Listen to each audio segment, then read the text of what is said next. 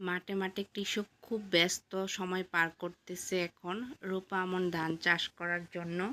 ব্যস্ত সময়ে কৃষক রূপা আমন আবাদ বৃদ্ধি করার প্রচেষ্টা চালাচ্ছে। এখানে স্থানীয় জাতের ধানগুলো কিছু সময় আগে লাগানো হয়, আর উপসি যে জাতগুলো সেগুলো আমরা নির্দিষ্ট বয়সে চারা লাগানোর জন্য নির্দিষ্ট সময়ে বীজ তলা করে তারপরে জমিতে লাগানো হয়। এটা একটু পরে লাগাতে হয়। উপসি জাতের মধ্যে বিনা 17, 21, 26, ব্রিদান 48, 95 খুবই উচ্চ ফলনশীল জাত, যেগুলো ভালো ফলন হয় স্থানীয় জাতের চেয়ে আপনার অনেক বেশি ফলন হয়। তাই আমরা কৃষকদেরকে বলি যে উপসি জাতের ধানগুলো যাতে বেশি বেশি রোপণ করে এবং আপনার ফলন বেশি উৎপাদিত হয়।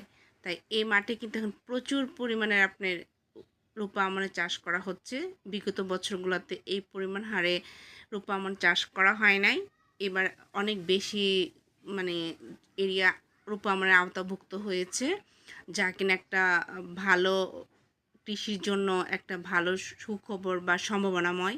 যেটা রূপা আমনে কিন্তু আপনার খরচ কম লাগে, কারণ এই সময় পানি দিতে হয় না, প্রকৃতিভাবে পানি থাকে, সারও প্রয়োগ করতে হয় কম, রোগবালাই কম হয় ধানের মধ্যে। তাই আমাদের খরচটা কমে আসে, আমরা কিন্তু রূপা আমনে চাষ বৃদ্ধি করতে পারি।